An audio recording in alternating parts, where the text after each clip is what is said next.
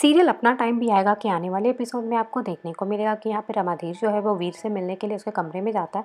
तभी उस रात की बात शुरू करता है तो वो कहता है उस रात की बात मत कीजिए, उस रात की जो बात है मेरे लास्ट सांस तक मेरे साथ रहेगी, मैं किसी से कुछ भी नहीं कहूँगा। तभी वो कहता है रमाधीर कि यहाँ पर मैं अपनी रानी बिटिया के बारे में बात करने के लिए आया हूँ, और कहता है रानी बिटिया को कभी रोने मत दीजिएगा, उसका ख्याल रखिएगा, ये बहुत ही सीधी लड़की है, इसे कुछ दुनियादारी का पता नहीं है, अगर इसे कोई गलती हो जाएगी तो माफ़ भी कीजिएगा।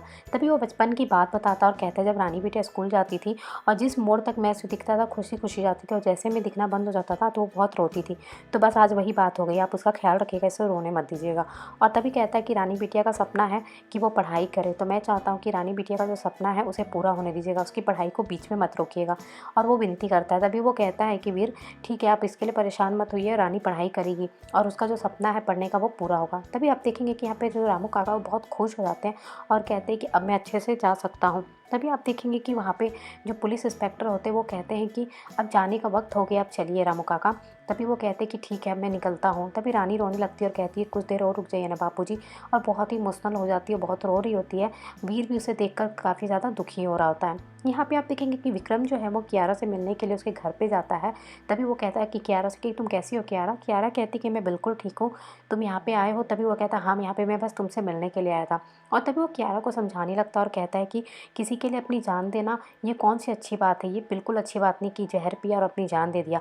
और वहाँ पे कियारा को बहुत समझाता है और कहता है अपनी जान बहुत ज़्यादा कीमती होती है। तभी वो कहती है कि देखो जब तुम्हारे पे ये सब कुछ बीतेगी ना तभी तुम्हें समझ में आएगा कि कैसा लगता है, कहना बहुत ही आसान होता है। तभी वो कहता है जो कुछ भी हो पर ये सब हमें नहीं करना चाहिए। यहाँ पे फिर अचानक से विक्रम हंसने लगता है और हंसते हुए कहता है एक बात बोलो, लेकिन उस दिन बहुत फ़नी था ना कि यहाँ पे मुँह दिखाई की रस्म हो रही है और तुम वहाँ पे आ गई दूल्हा दुल्हन से मिलने, और ऊपर से तुम भाई को भी बुला के नीचे ले आई थी और उसके बाद तुमने जहर पी लिया था, सच में कितनी फ़नी थी। वो कहती है अच्छा मैं यहाँ पे इतनी सीरियस है, मुझे लगा तुम मेरे बारे में पूछने के लिए आए हो और तुम मेरा मजाक उड़ा रहे हो, और बहुत गुस्सा हो जाती है और कहती है तुम यहाँ से जाओ। अभी आप देखेंगे रानी जो अपने बापूजी को विदा कर रही होती है तभी काफ़ी इमोशनल हो गई होती है। तभी आप देखेंगे कि वहाँ पे कुमुद आती है और कहती है एक और रस्म है, आपको वो पूरी करना है, उसके लिए आप अंदर चलिए, आपको राजमाता बुला रही है। यहाँ पे आप देखेंगे कि वीर अपने कमरे में होता है। तभी वहाँ पे वीर के फादर आते हैं और वीर से मिलते हैं। उसको देखकर वो काफ़ी खुश हो जाता है और कहता है कि बेटा मैं तुमसे बहुत ही ज़्यादा नाराज़ था, सच बताऊँ तो तुमसे कई दिनों से मैंने बात नहीं किया, मुझे बहुत ही खाली खाली महसूस हो रहा था। मैं सोच रहा था कि उस दिन जो दुर्घटना हुई थी उस दिन अगर तुम्हें कुछ हो जाता तो मैं तुम्हारे बिना कैसे जीता बेटा, इतने दिनों तक मैं तुमसे बात नहीं किया हूँ, ये सोच सोच कर मैं कितना परेशान हो रहा हूँ। और वहाँ पे वीर को वो माफ़ कर देते हैं और वीर से गले भी लगते हैं और कहते हैं कि बेटा जो कुछ भी हुआ उसमें तुम्हारी कोई गलती नहीं थी। तभी यहाँ पे राजमाता आ जाती है और कहती क्या हुआ, सब कुछ ठीक तो है, तुम दोनों इतने उदास क्यों हो।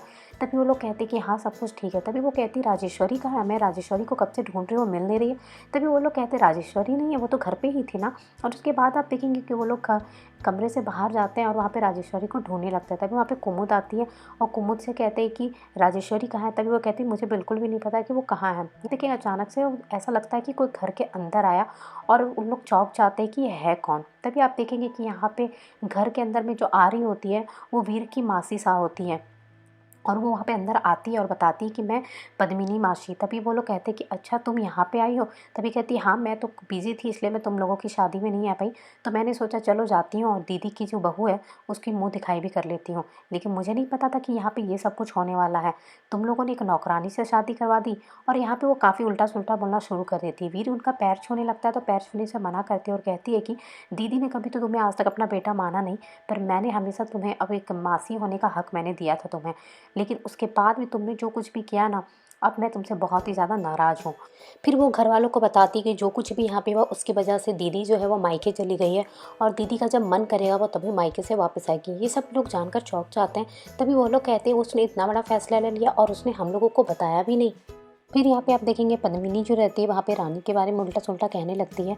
तभी राजमाता रोक देती है और कहती है तुम मेहमान हो घर की, तो मेहमान की तरह रहो, और हम अपने मेहमानों की अच्छे से इज्जत करते हैं, हमें पता है अपने मेहमानों को किस तरह से इज्जत देना, पर इस तरह से तुम बात नहीं कर सकती। तभी यहाँ पे आप देखेंगे वो नीचे जाने लगती है। तभी कुमुद कहती है आप कहाँ जा रहे हैं, नीचे जाना तो अलाउ नहीं, रानी सा कभी आज तक नीचे नहीं गई। तभी वो कहती है नहीं गई तो क्या, यही तो दीदी की गलती है, मुझे पता है कि क्या करना चाहिए, मैं जाती हूँ अपने समधी की अच्छे से आरती उतारने के लिए। और वहाँ पे वो कहती है मन ही मन मैं ऐसा स्वागत करूँगी ना अपनी समधी की और इस बहू की कि ज़िंदगी भर ये लोग याद रखेंगे।